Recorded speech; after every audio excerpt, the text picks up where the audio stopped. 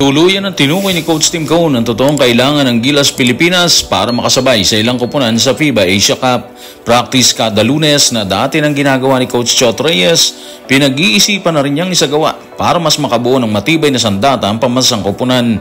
Tutukan po natin ang lahat ng yan, pero bago yan, pakisubscribe, like and share na lang muna para pareho tayong updated. Sa ilang pahayag ni Coach Tim Cone sa media, sinabi nito na gagawin nila ang lahat para maging maayos ang kampanya ng Gilas sa paparating na FIBA Asia Cup na gaganapin sa Jeddah, Saudi Arabia sa August 5 to 17. Matagal pa kung tutuusin, pero tila nakikita na ng Gilas mentor ang magiging susi para mas maging maayos ang kanilang kampanya.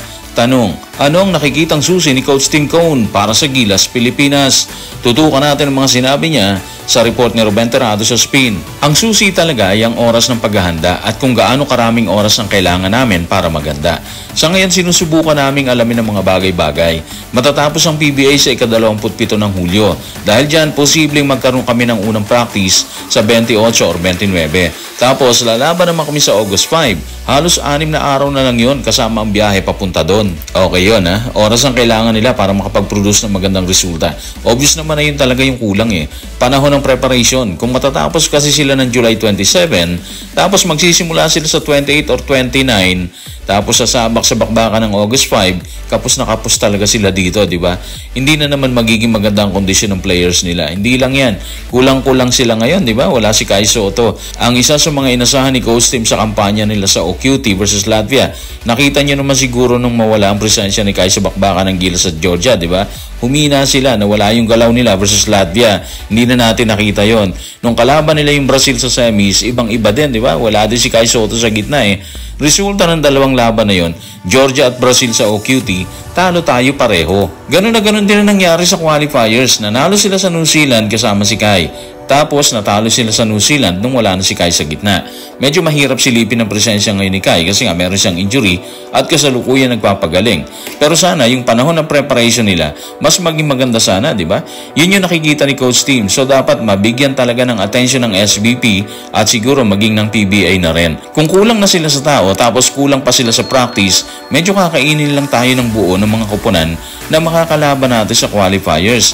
Alam na alam ni Coach Tim ang lahat ng yan, kaya niya sinabi na susi ang preparation ng Gilas para makasabay sa mga kalaban sa FIBA Asia Cup ngayong August. Sa patuloy na pahayag ni Coach Tim ay muling lumutang ang imbitasyon mula sa ibang bansa para sa friendly games bago ang FIBA Asia Cup.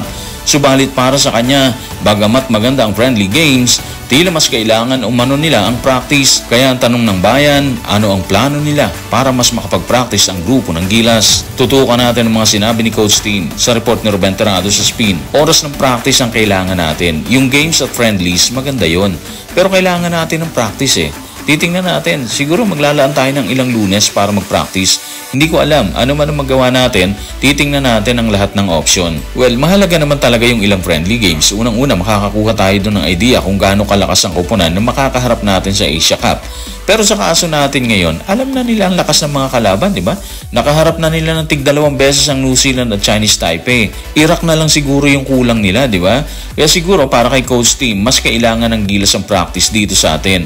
At nakikita niya rin siguro na ibalik ang dating ginagawa ni Coach Chot na kada Lunes may practice ang Gilas Pilipinas para manatiling intact ang kaalaman ng buong Gilas. Yan siguro yung nagiging plano ng SBP at ni Coach Tim sa ngayon. Kung titingnan naman natin ang aspeto ng pagpapalit ng players, wala siyang sinabi dyan, di ba? Hindi niya focus yan. So safe na rin sigurong sabihin na wala talaga siyang plano magpalit ng players na matagal nang hinihingi ng ating mga kababayan. Para sa akin naman, siguro, irespeto na lang natin ano man ang plano ng SBP at ni Coach Tim. Dahil higit kanino man, sila ang nakakaalam ng lahat ng gagawin sa pambansang koponan. Wala tayo sa posisyon para bigyan sila ng option, suggestion o ano man, di ba? In short, tiwala lang yan. Kasi kung kaya talagang manalo ng Gilas, mananalo at mananalo sila dyan. Kung talo, talo talaga yan. Katulad ng alam nating lahat mahaba ang programa ng Gilas, di ba? So posible na magpalit din sila kalaunan ng players kasi magkakaedad ang ilan sa kanila eh. At mas gugustuhin nilang magpaalam para bigyan daan ang ibang players na mas bata sa kanila. Yun lang siguro yun. So guys, maraming salamat.